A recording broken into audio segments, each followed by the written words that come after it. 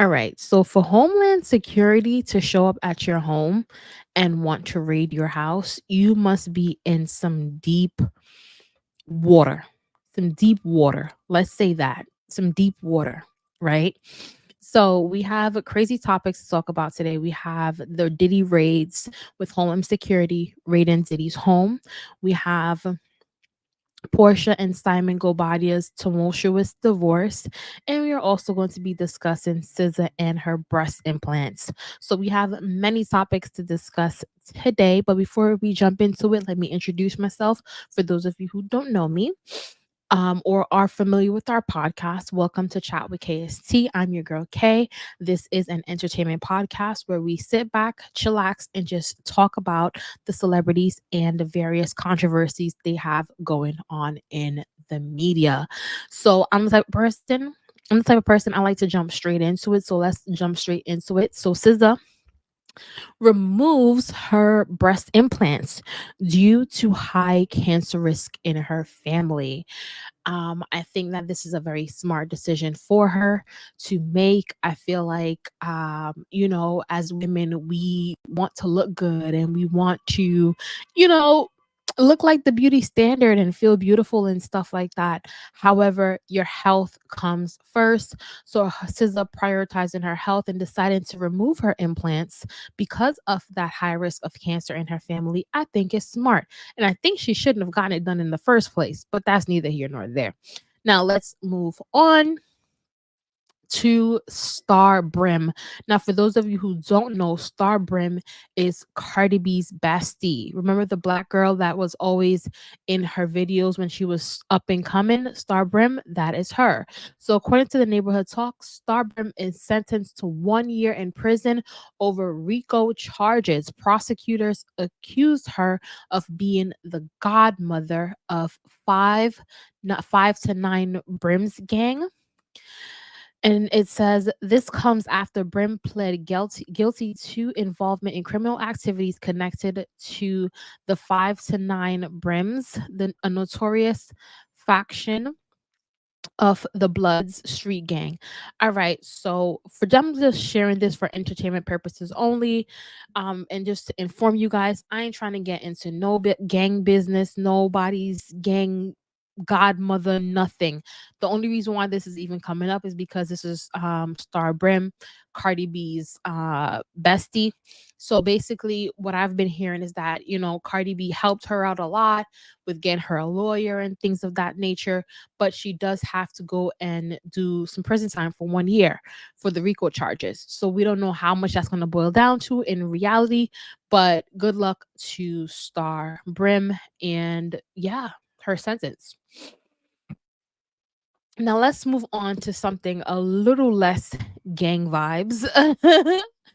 um a Florida school is allegedly threatening to expel a student over a mother's OnlyFans account. I don't think first and foremost that the student should be expelled.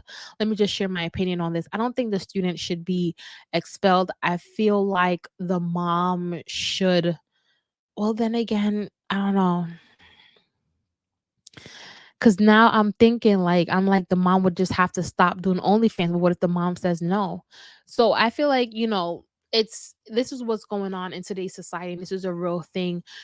Everyone in today's society feel like, oh my God, they could go on OnlyFans, make a quick buck, but they're not thinking of the ramifications of what it will do to your children and to other people around you. So you have to be very, very smart and in tune that, okay, well, the next step has to be the best step. And if it's going to impact my kid in any weird way, then I should probably not do that. So, some people don't think that far.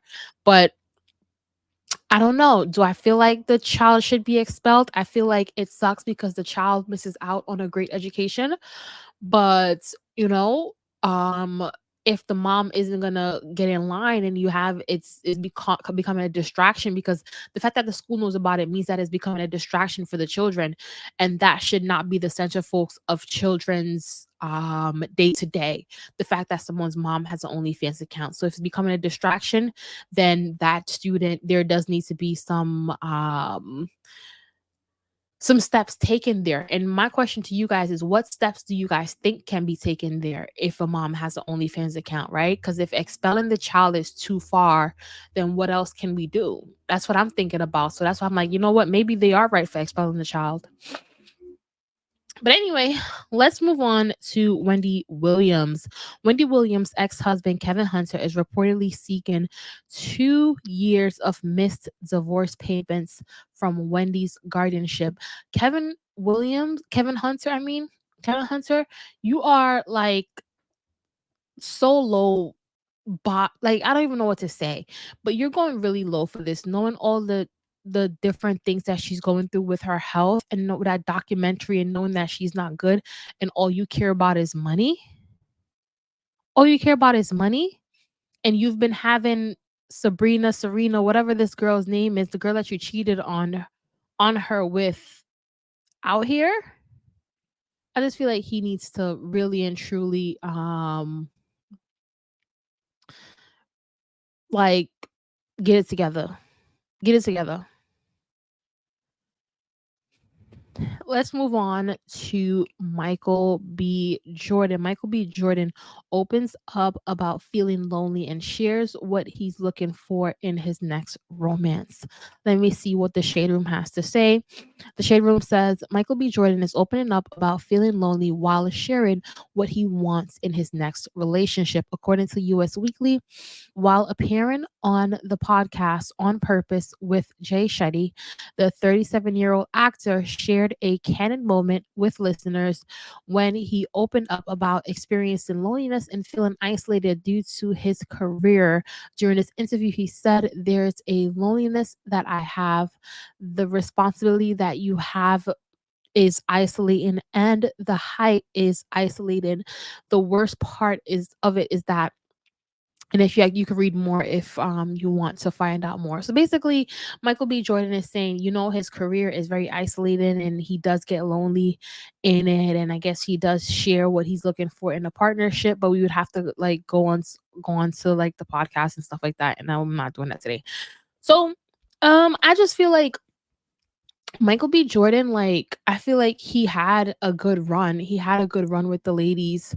He had Lori Harvey. Who else? He did quite a few ladies. And I just feel like, if you have to kind of decide, what do you want. Like, there comes a time in a person's life, no matter how old you are, whether you're in your 20s, your 30s, your 40s, or your 50s, that you have to decide, do you want to deal with the struggles of being lonely, or do you want to deal with the struggles of being in a relationship and being in a partnership with someone else? Because either way, there's going to be problems, and you can't get into a relationship and expect perfection or anything like that. So if he's feeling lonely and he wants a relationship, he just has to fight for it and stay committed to it, and not just leave at the first bad thing. You know what I mean? And push through, because him and Lori Harvey seem like a really, really good couple. But and we still to this day don't even know what happened in that relationship. But good luck to Michael B. Jordan. Now, Chris Brown had a message for us. Chris Brown says, "There will never be another Chris Brown. Don't wait till I'm gone to realize that." And that is absolutely true. Chris Brown is that guy. I've been having his song Sensational stuck on replay. Sensational. What did I think to do for you, girl? Oh, God, I cannot sing. But anyway, look, that song has been stuck on replay. It's like my gym song. It's my go-to song when I do my power walks. It's my song. So I just feel like Chris Brown, he's one of those undefeated champions. It's like every time his resilience is just so awesome. Like every time you look up, Chris Brown has a hit. Every time you look up, he has a hit. He has a hit. He has a hit. He has a hit. So he may not be um accepted as much as we would like for him to be accepted, but he's always dropping hits. The fans love him. The fans love him. It's just about time for the industry to recognize him and put um, his fuck ups to the side. All right, let's talk TikTok. According to the Shade Room, the House passes the bill that could potentially ban TikTok in the U.S. Senate to vote next. My thing is, And this is what I've been saying as it relates to this TikTok ban. I'm like, look, y'all can't agree on everything else over at that White House. You go to that White House, they can't agree on nothing. Who's left is left, who's right is right, who's Republic is Republic, who's Democratic is Democratic, and they're drawing a line in the sand, and they're not budging, right? But when it comes to TikTok, suddenly the fear that TikTok will spread communism, wake up and spread communism, is the reason why you guys want to ban TikTok. And I'm like, at the end of the day, like, I just feel like TikTok is giving them a run for their money, and they need the government to try to control it. The way how users are feeding to TikTok, because after now TikTok is popping. Like, if the thing is, the people who get it. Like, if you're on TikTok, you know that TikTok is the app. Like, fuck a Instagram, fuck a Facebook. What what the hell is even any other app? Like, you know what I mean? It's only about TikTok if you're on TikTok. But of course, if you're not on TikTok, you won't quite understand the enjoyment that's on the app because you haven't tried it out yet, you know? But TikTok, I feel like they're just a little bit, they don't know how to control TikTok. So because they can't control it, they want to try to ban it. But anyway, let's move on. All right, let's talk Vibes Cartel. So, according to Hot 97, Vibes Cartel wins appeal retrial order in Jamaica. So, his case is set to retrial again for the murders that he was convicted on a couple years back. Good luck to Vibes Cartel. Hopefully, the second time around with the retrial, he would be found innocent, right? And a lot of the evidence that they're saying that wasn't really there, or whatever. However, they're trying to cut the pie. Hopefully it turns out in his favor, because Dance Hall, he's another one that's very resilient, right? Even though he's been behind bars for I think it's over a decade now, if I remember correctly. But even though he's been behind bars for so long, this man dropped hits after hits after hits. And I think he's starting to get a little bit tired now. But I think it's about time he focuses on his appeal and do not his appeal, focus on his real retrial, and then wait for him to be home to work on music, some more good music. But Vibes Cartel Touch Road, good luck to the people them. Good luck to the people them if Vibes Cartel Touch Road. But let me take a sip of water. Woo. All right. Let me pause this. All right. So we're going to listen to Dr. Dre congratulations speech. So basically, Dr. Dre is honored with a star on the Hollywood Walk of Fame. And this is what I'm saying, right? Chris Brown is in one breath. And I have to like compare the two because they both have been accused of about the same thing, abusing other women. So Chris Brown is ostracized from the industry, and he's separated from the industry, and everyone talks about, oh my God, you can't partake in certain things because you did what you did, or whatever the case may be, you did what you did to Rihanna, while we are honoring flipping Dr. Dre on the Hollywood Walk of Fame. This just seemed like a double standard to me. But let's listen to what Dr. Dre had to say. Imagine that I would one day be represented here among some of my childhood heroes. You know, we've heard the saying a million times before: focus on your passion and the rest will follow. And that's exactly what it is for me. Pouring my whole soul and self into my passion for hip hop led me on the pathway to an incredible career. And I've been fortunate enough to make a living doing exactly what I love to do. How about that? Isn't that the dream, right? Yeah. And over the course of my career, I've had the privilege of finding and nurturing new talent as well as pushing the boundaries of hip hop, both in content and substance. But I'm most proud of elevating the clarity and sound of how we experience hip hop. Getting that thing right is one of my greatest achievements. I love the idea of being memorialized on the Hollywood Walk of Fame. It's an incredible tribute to my artistry.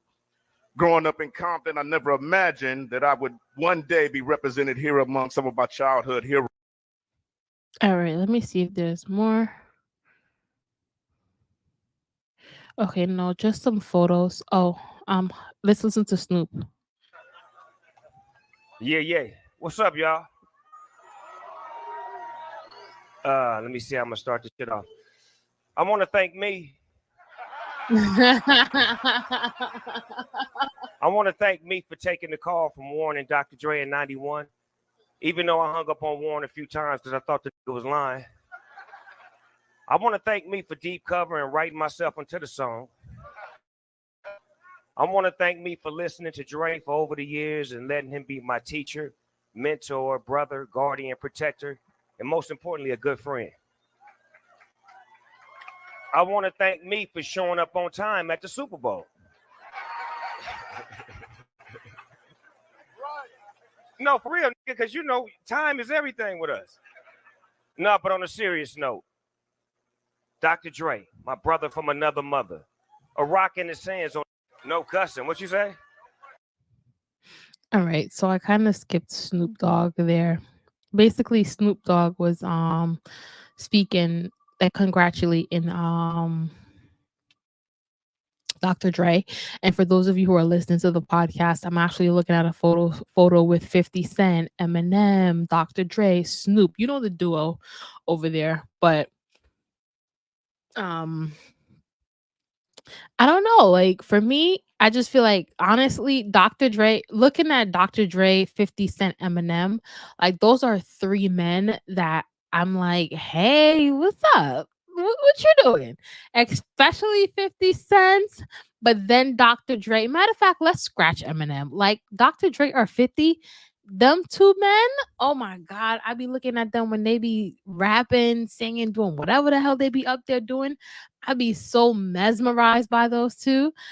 But anyway, let's snap out of it. Let me snap out of it and get my head back in the game. So basically, I just feel like, congrats to Dr. Dre. My only hiccup here is that, Chris Brown should be involved in the industry and should be supported and congratulated the same way. Because if you can forgive Dr. Dre, we should be able to forgive Chris Brown. And let's move on.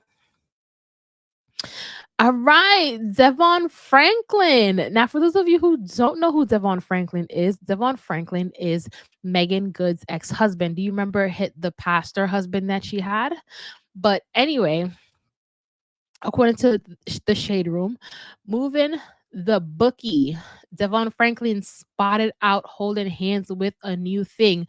And guess who liked the photo? Of course, Megan Mother Loving Good. I can say this new girl that he's with, she is beautiful. That's one thing. She's very beautiful. And I feel like he deserves love. You know what I mean? Like Devon Franklin, he deserves love. No matter what happened with him and Megan Good, how the divorce occurred, who wanted the divorce, whatever it was, I just feel like he deserves love just like Megan Good is out here with Jonathan Majors. So good luck to Devon Franklin and this new chick that's on his arm. I think Megan Good wasn't really being messy when she liked the photo. I think she was just trying to be a good Christian woman and be like, oh, this is nice. You know? All right. So DDG is Halle Bailey's baby father, and he says Sexy Red is top 5 female rappers of all time. And Sexy Red responds and says they not gonna like you for this one. And I completely disagree with DDG, and that's all I'm gonna say on that. Like I don't even have to go and I want to go back to something you said. I don't even have to go back and explain why I disagree with him on that. But anyway, let's move on to Candace Owens. According to the Neighborhood Talk, Candace Owens explains why she married a white man people tend to marry based on their IQ. Let's listen to Candace Owens. I want to go back to something you said earlier because I know a lot of people will hear you say. All right. So basically, there's this conversation within the Black community that's like, okay, like if you are Black, you should be dating Black people, and if you're not dating Black people, then you're like a snow bunny, or even if not a snow bunny, you're like a against your race and stuff like that. And Candace Owens, of course, is somebody who says that she supports the Black community. And I mean, of course, she's Black, right?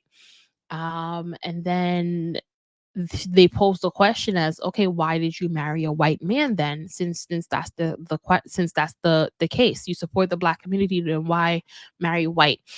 Now, oh, not my question, but my comments on this is basically like, it shouldn't matter, you know, what color the person is that you're dating. Like, if you're dating for love, but if you're dating and marrying for economics, then I understand why you would want to go the Dr. Umar route and keep the money within the black family and do certain things of that nature. But if you're marrying for love and all you care about is love, then of course the person, like Ken is saying, the person that you have the best chemistry, connection, understanding with is the person that you should go for. But if you're not marrying for love, if you're marrying for economics, then go the Dr. Umar route. So I feel like as human beings, it's not about living your life for the next person. It's not about following what Dr. Umar says and marrying only within your race. It's not doing what Candace Owens says and marrying for IQ. It's not about doing what nobody say.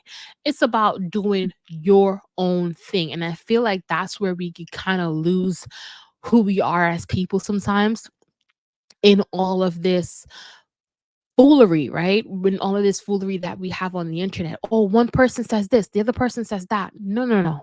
What does your heart and mind says? Does your heart and mind say to be with that person? So be with the fucking person. It's not rocket science. It's not rocket science. If you're somebody who feel like you've gained certain knowledge and you want to date for economics, so then date for economics, but don't try to force that upon other people. You know what I mean?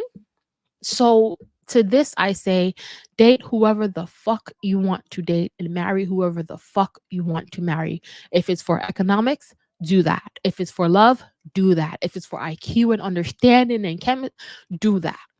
If it's for sex, do whatever the hell you want.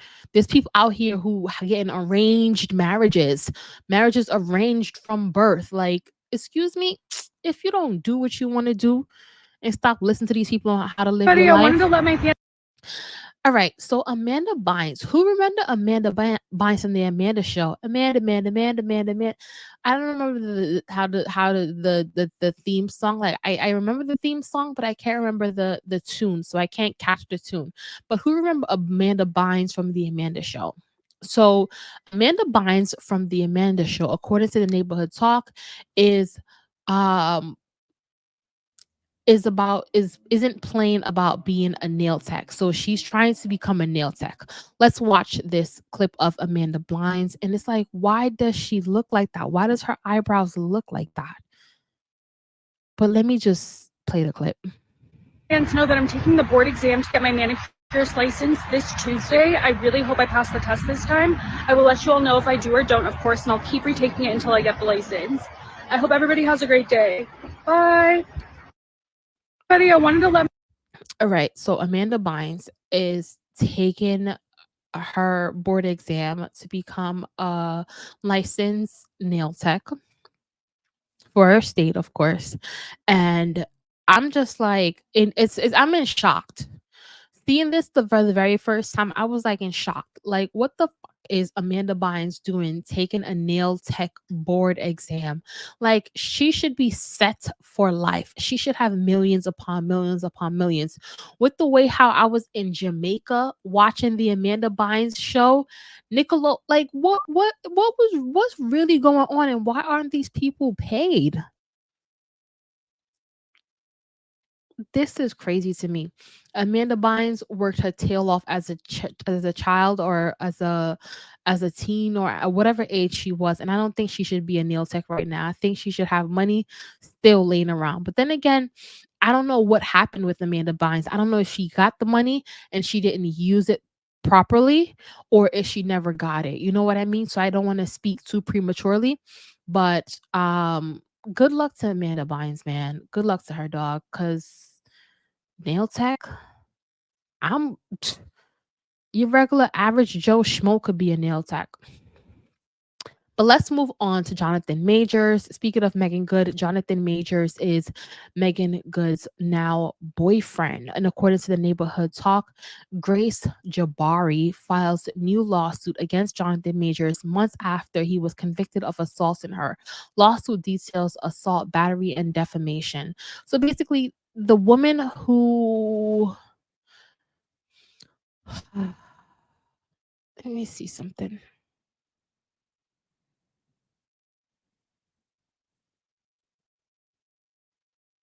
I just read a comment and that just floored me. But anyway, this woman, Grace here, is a woman that sued him. And when she not sued him, but when um she told the DA or whatever it was that he had assaulted her, he was taken to trial and he was convicted of assaulting her. And then after that, I think we're still waiting for his sentencing, or was his sentencing hand down?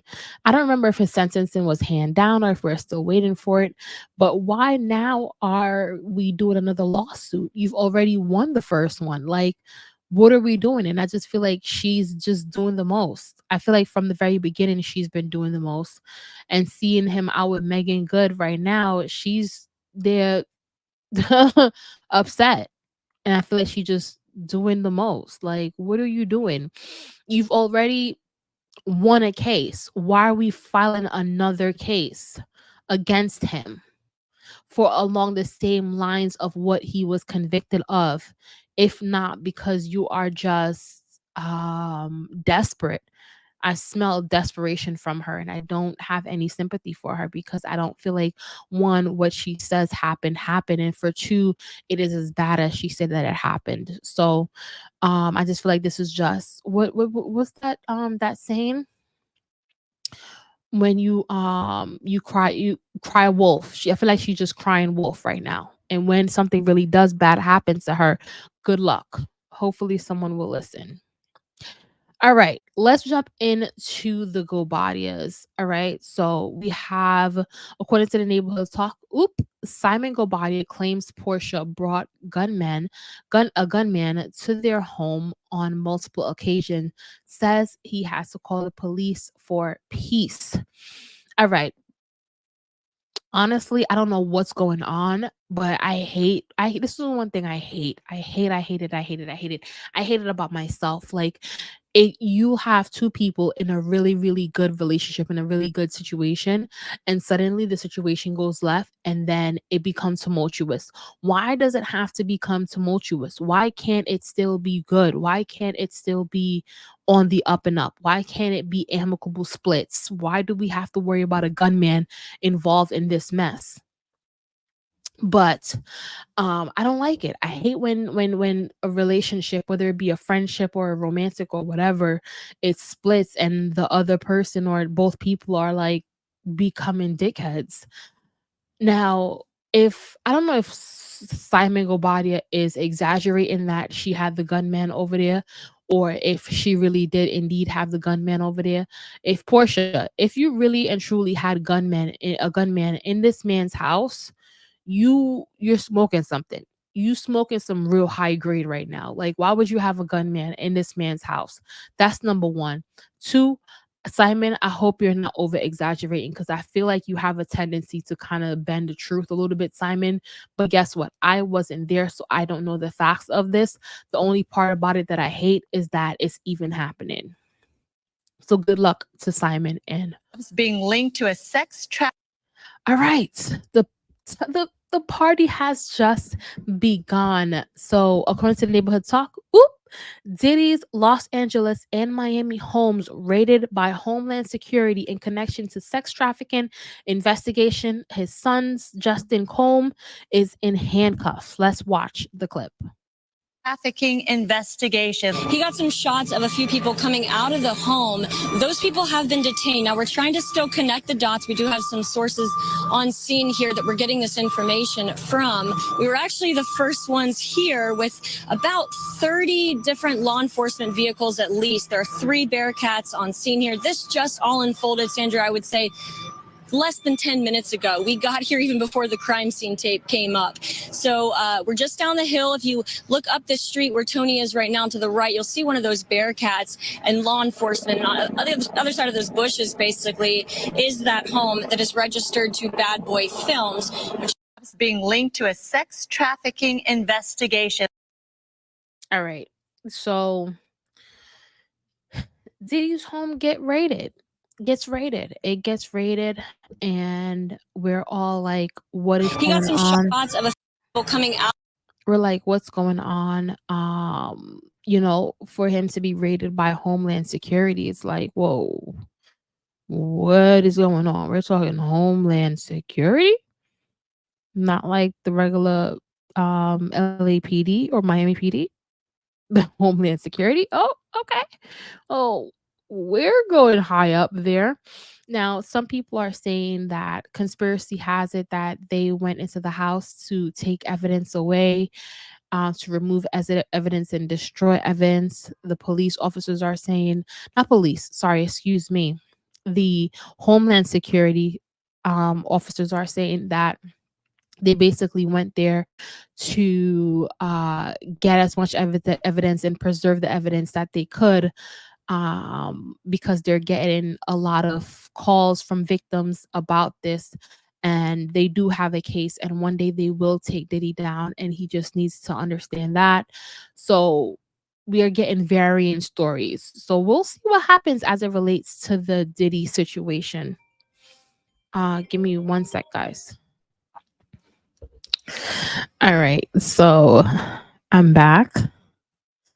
I'm back. But the thing is, I totally forgot where we left off at. But anyway, let me just continue on with a new thought process.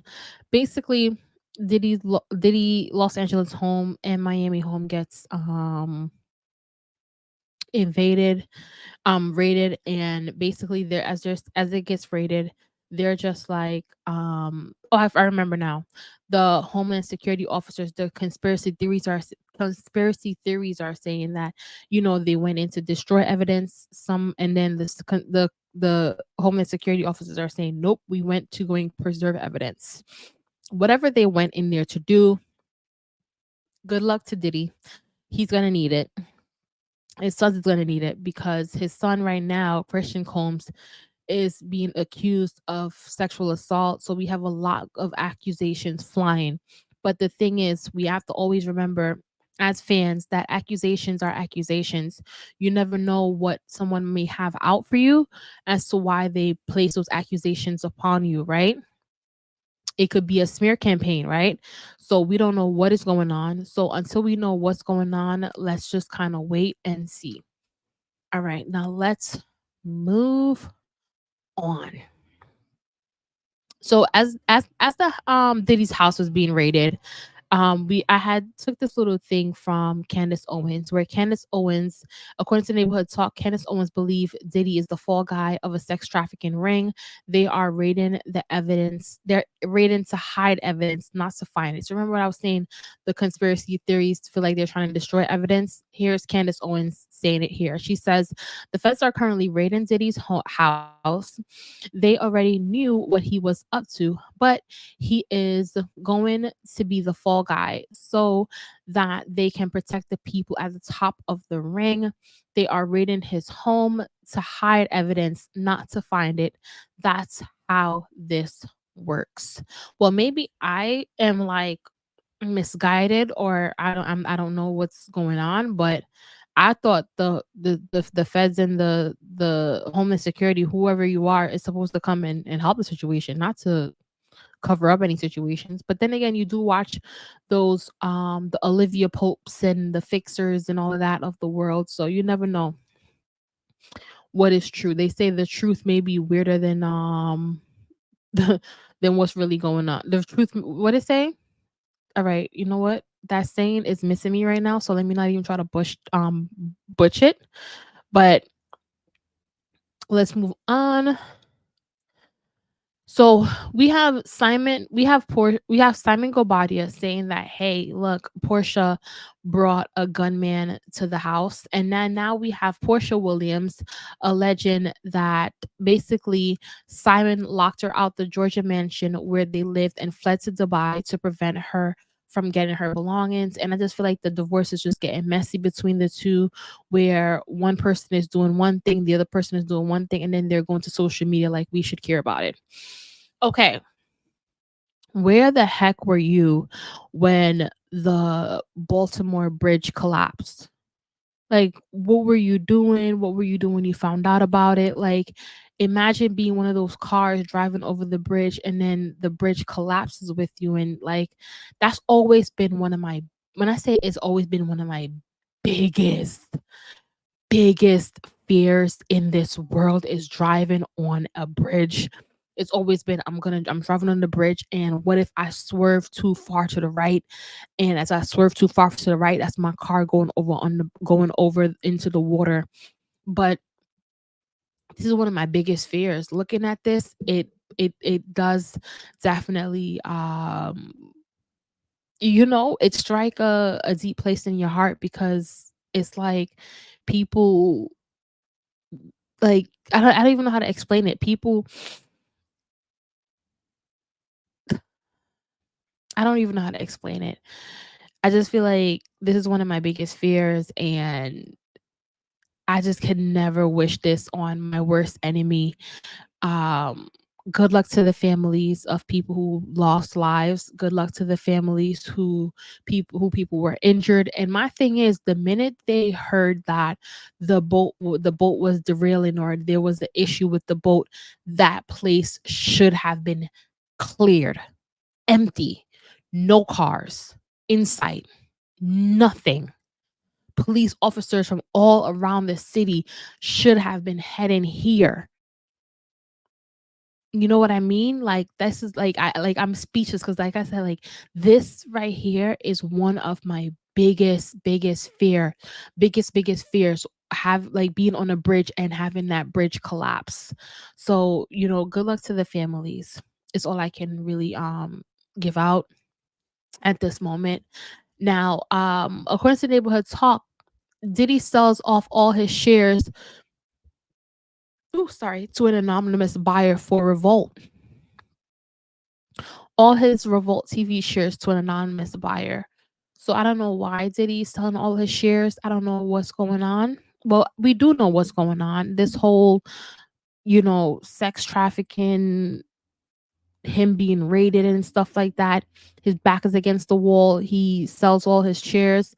I'm just like, is he being a guilty man selling all his shares, or is he being forced to sell his shares based upon the structure and people not wanting to do business with him because his name is tainted?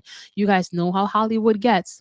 The minute your name gets tainted, they don't want to work with you no more. So, but he did sell all his shares for Revolt TV. So good luck to Diddy, man. He's gonna need it. Now we do have some celebrities coming to his defense. We have Tyrese here sharing his thoughts on Diddy's current situation, and says that he won't make a mockery of what's going on, and he's sending his love and support. So I mean, I'm not gonna read all of this that Tyrese penned, but the celebrities are coming to support him.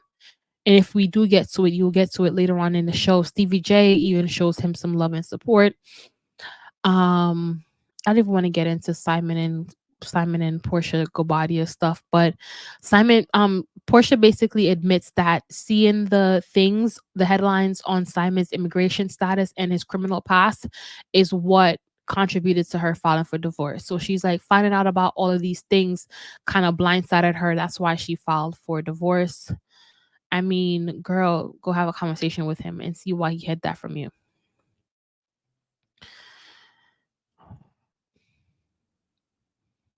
All right, let's see what Joe Budden had to say about the whole Diddy situation, because I've been talking a lot. I want to hear what someone else has to say about it. And at your house, you did something. And with your private jet? It's dog. It's over for that best case scenario shit you're talking about. There is nothing to say that Puff is on the run, nor has he been charged with anything. So we want to be very clear in that. True. But we niggas So, and we from where we from. So we look at this through that lens. And this is a wrap. Yeah. Not only is this a wrap, this is about to get much worse. I agree. It is. This is about to get bad. I didn't say that Puff is on the run, nor has he been charged with anything. So we want to be very clear in that. So he's just saying that basically he feels like Puff did something. I don't know. The thing is, I'm not saying that Diddy is innocent. I'm not saying that Diddy's innocent. What I am saying is this started out as a lawsuit where people were trying to get money, and all the things they included in the lawsuit wasn't something that would have garnered them money. So it's like, are you doing all of this just to smear this man's campaign, like smear his image, or are you doing this because you knew you weren't going to get the money, or you really do think that these things are really happening? Right? Like, that's how I look at it. What is Rodney's motive is my question before I jump on any bandwagon. All right. 50 Cent and his baby mother Daphne Joy gets into it. According to Neighborhood Talk, after Daphne Joy is being named as one of Diddy's sex workers in the latest lawsuit. So 50 Cent says, I don't know you. I didn't know you was a sex worker. You go to sex worker, LOL. Yo, this shit is a movie. So basically, after a lot of women were named in the lawsuit as sex workers. 50 Cent X, Young Miami, and then a couple other few sex workers. A few other women were named sex workers in the lawsuit, and I feel like that was just Rodney was saying that that's what Diddy calls them, or whatever the case may be. Now, I don't know. Are they his girlfriend? Are they his sex workers? You know, Carisha has been trying to establish what Diddy and her are for a while now by saying, look, we go together real bad, right? We go together real bad, right? So that doesn't sound to me like a sex worker. That sounds to me like a girlfriend. But you see what I mean? This is what I mean by the exaggeration of it. We all know that Young Miami is the sugar baby. We all know that Young Miami is not a sex worker. We all know that Young Miami is like a girlfriend to Diddy, right? Whether it's a serious relationship or not, we all know in some context that she's not a sex worker. So to plaster sex worker on there, it makes me now question, like, okay, what other things are being exaggerated? If you get what I mean. Like, Carisha's not a sex worker, so why is she being called a sex worker? Diddy's ex-girlfriend, 50 Cent ex-girlfriend isn't a sex worker, so why is she being called a sex worker? So it's just like, why are these words being thrown out there? So is it to make Diddy look even worse? Is the question that I have. All right. There were some allegations that were made. So this is what the Homeland Security officer reportedly had to say about Diddy. He said that basically the raid was based off concrete allegations collected from victims. When charges come down, we will get him wherever he is. So that's what the Homeland Security guard had to say. So he's like, the women were, all right, so let me read it.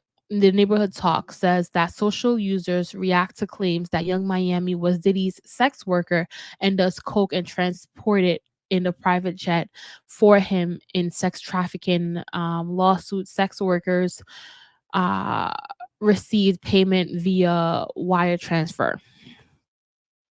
So my thing is, I don't know if they're just adding the technical term sex worker to it or whatever the case may be. But again, like I said, Carisha's not a sex worker. That's like his girlfriend.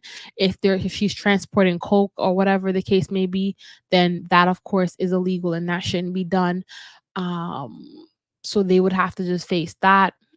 But we have to get the details ironed out because Carisha's too denying these claims.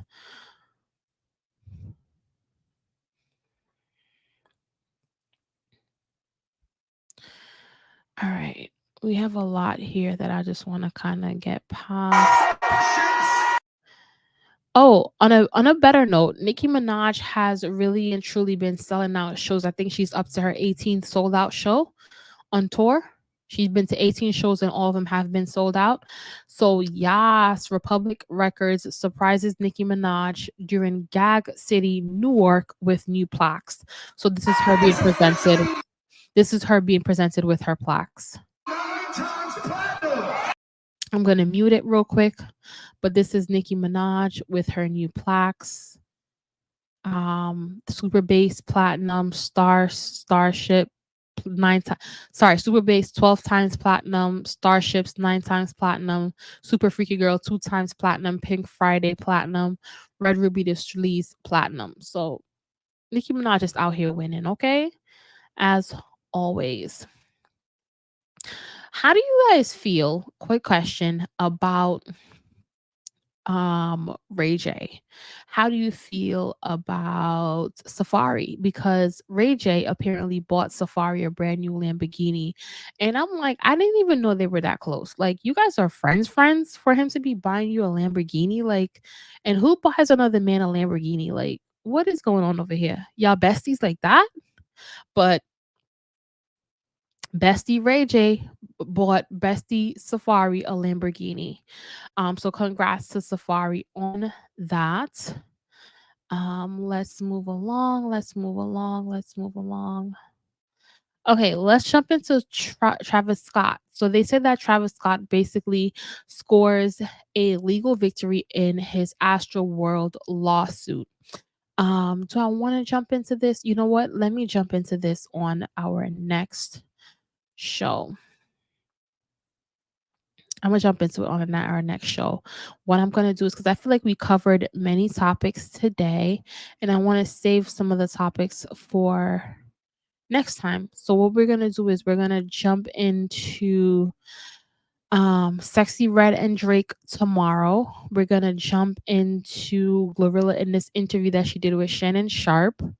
We're gonna jump into Glorilla and JT because they've been beefing, and we're gonna jump into some things. We're gonna jump into some things tomorrow. So thank you guys for tuning in. I really do appreciate you guys for tuning in and listening with me and chillaxing with me. I didn't want to make it too long like we normally do. Just wanted to chop it up and get these stories out to you guys. Hopefully you guys enjoyed. Don't forget to share your thoughts and comments down below, so that we can have a conversation about all these things. Laters, guys. Bye.